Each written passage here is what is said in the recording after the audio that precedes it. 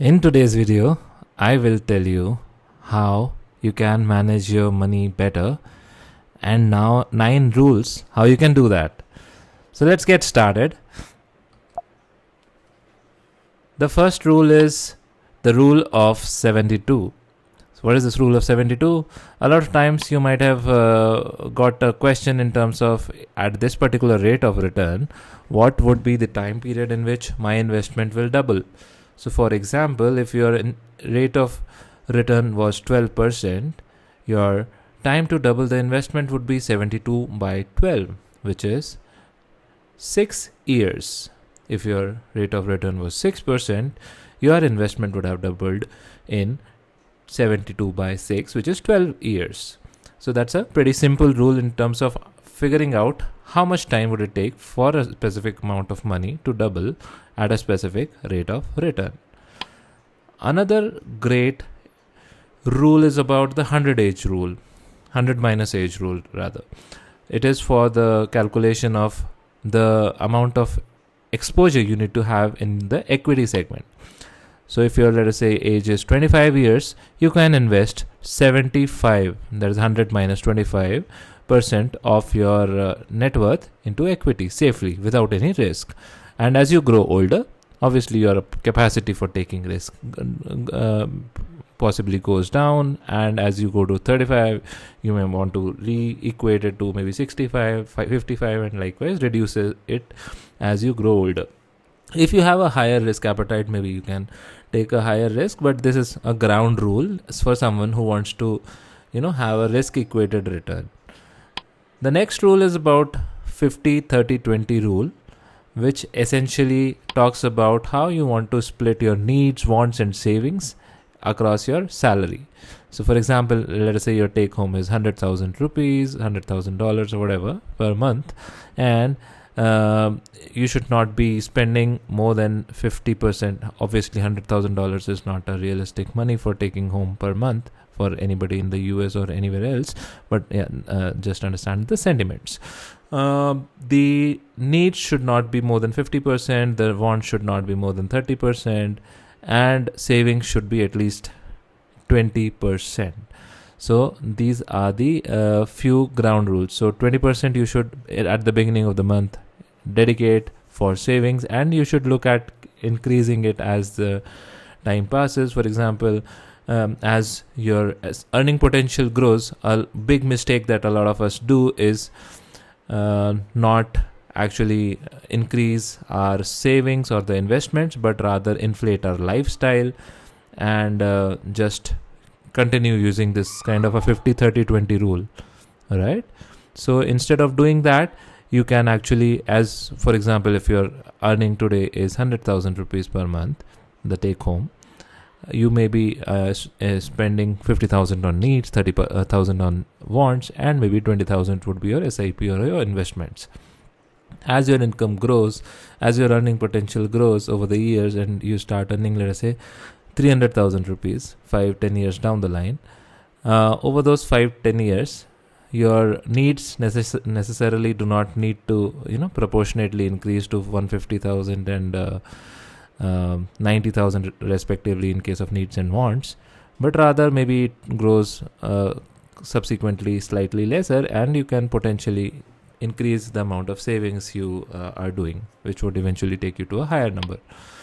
Next rule is about the first week rule. All your investments, all your savings should happen in the first week of the month itself, or you should set aside a specific % of your income for investing in that week.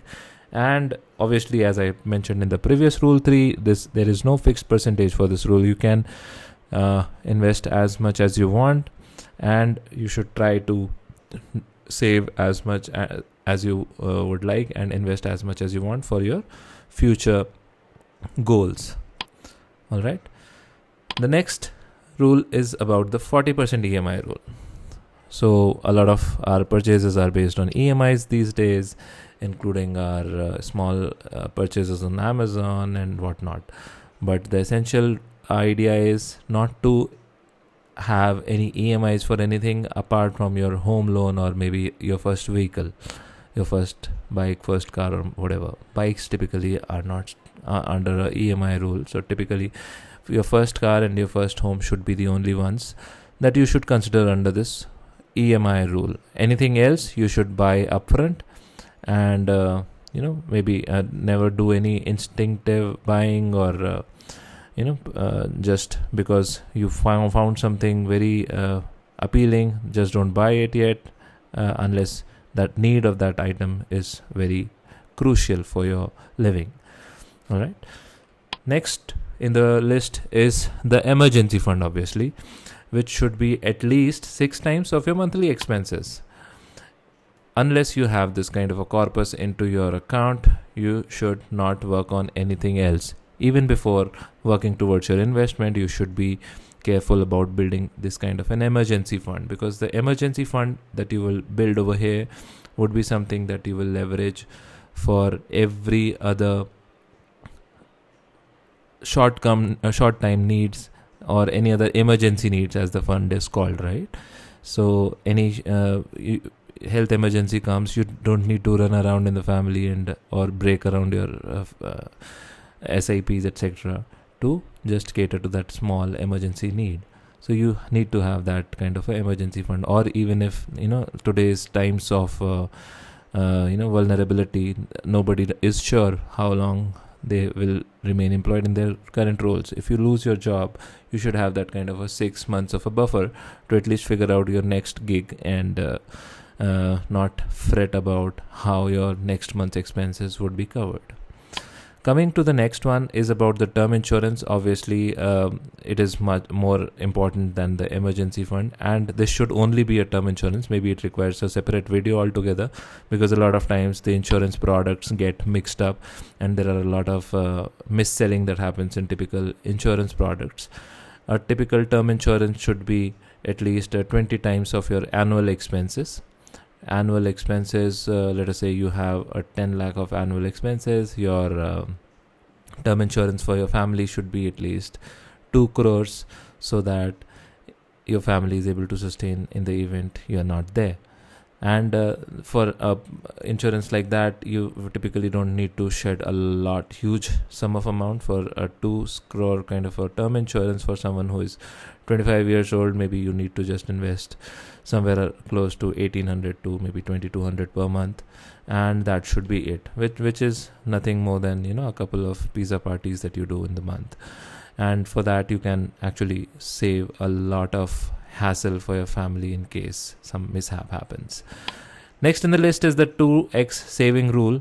You might have heard of something called as an auto sweep facility in your banks, and anything which is beyond 2 times your monthly expenses, which is lying idle in your bank account, please keep a auto sweep rule in your account so that it goes to a fixed deposit.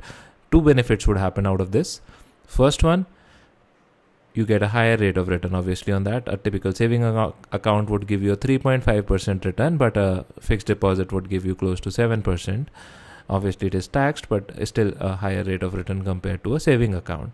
Second benefit is that you do not make any impulsive purchases just because you see a lot of money is there in your account, and you potentially feel that you can afford it while you still are not actually requiring that particular item.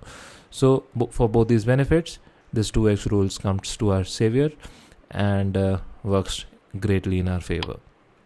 Last rule in this section today is about the financial independence number, the retirement rule, which is the rule of 25, which says that if your annual expenses is X, 25x of your annual expenses would be the amount you would need to retire. And it is based on certain assumptions around the amount of money that you can take out every year, and so that your corpus keeps growing. I have created a dedicated video on creating your FIRE number, which I'll link in the description, which you can go ahead and watch, and which will give you a much detailed perspective on why this number would make sense.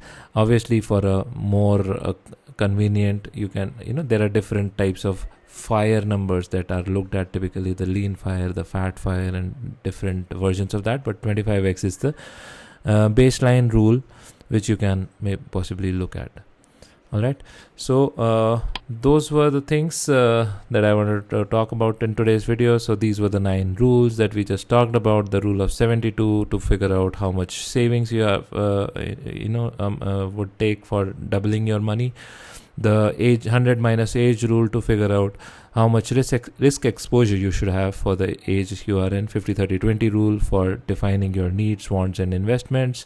The first week rule to make sure that all your investments go to your SIPs or whichever source it is in within the first week, and use the rest. 40% EMI rule to not let your EMIs be anything more than 40% of your take home. 6x emergency fund for taking care of 6 times of your monthly expenses as in your emergency fund in a liquid money somewhere in a FD which is easily accessible so that it can be used in case of emergencies. 20 times of term insurance, the 7th rule is about, wherein 20 times of your annual expenses should be your term insurance money that you should keep for events where some mishap may happen. 2 times of saving rule. Rule number 8 is about parking your money into a sweep in FD so that you don't overspend unnecessarily, and also park your money safely in a slightly better paying instrument rather than keeping it stale in your saving bank account. And last but not the least is to achieve your financial independence number through 25 times of your annual expense in your net worth. So those were the 9 rules to manage your money better. Let me know how you found it. Any of these you may want to look at in terms of a detailed video, please let me know in the comment section. Thank you so much for watching. Bye bye.